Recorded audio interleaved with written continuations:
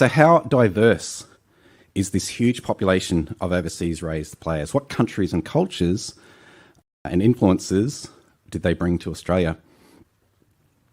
Okay, so I'm defining this concept of nationality based on where they were raised, based on, as I said before, which country they spent most of their time until their teenage years. And I've done this based on current FIFA countries. So it just makes it easier to analyse, easier to map when you do that. So what it means is for example, is that I've Balkanised players from the former Yugoslavia. It was a lot of fun.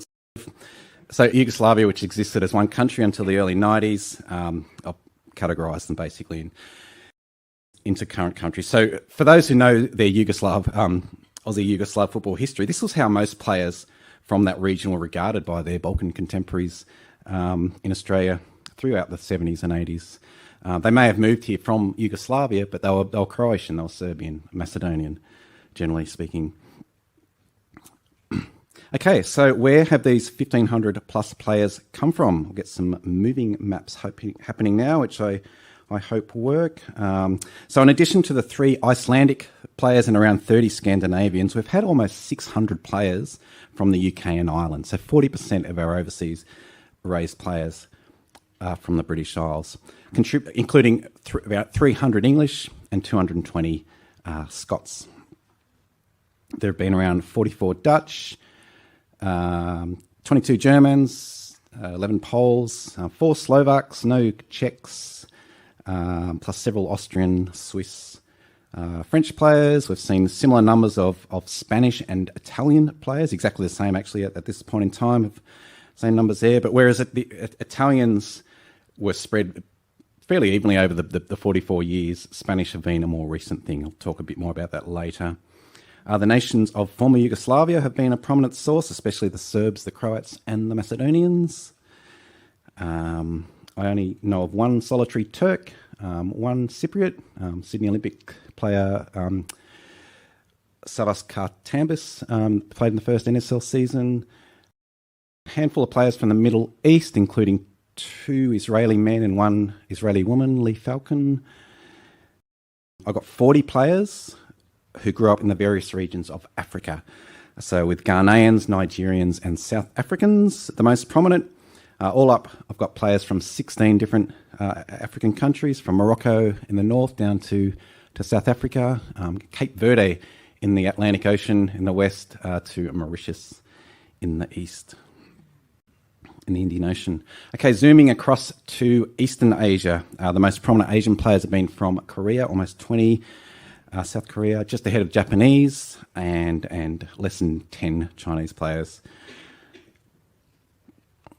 Zooming down through Oceania, there have been plenty of Kiwis, of course, around 150 in fact, although a lot of seasons early on, hardly any New Zealand players. We've had plenty of South Americans going all the way back to the start of the NSL. So all up, a combined 100 Argentinians and Brazilians have played in national leagues. And then whizzing up through Central America, we've had Panamanians, we've had Costa Ricans, we've had plenty from the USA and Canada. The United States has been by far the biggest importer of players in the W League. We'll likely hit an aggregate 100 US imports in the W League in the upcoming season. Okay, so there's a map on the screen now showing that over the 44 years, 85 different nationalities have played in our National League, again, based on this concept of overseas race players that I've created for this study. So the most recent addition was Mexico, when Wellington Phoenix has played Ulises Davia last season. And yeah, in just 12 seasons, the W League has seen 29 different nationalities.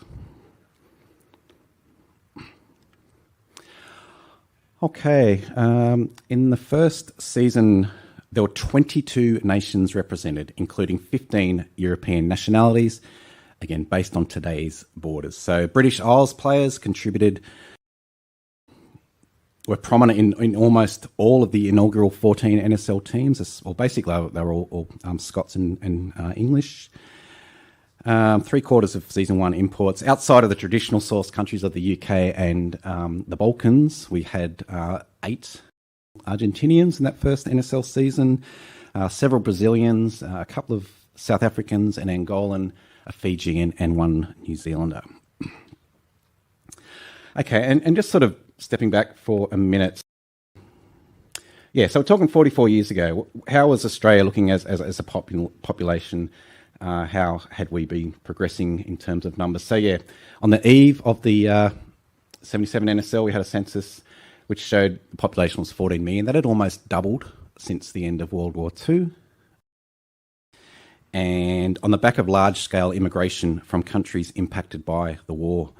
So from 10% overseas born just after the war, by 1976, 1 in 5 Australians, or 20%, were born overseas. And it was migration from the British Isles that was particularly strong. So the UK and Ireland-born population had increased by more than 100% in less than 3 decades.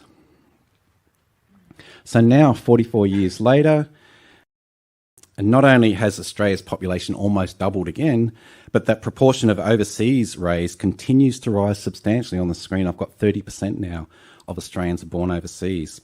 However, it's not as much from the British Isles migrants in more recent times, but from a much wider range of countries. And so looking back to our player nationalities in the most recent league seasons, we can see a much bigger and broader range of countries represented in the players. So in the A-League, it took just 10 A-League seasons to surpass the total number of nationalities that we saw in 28 seasons of the NSL.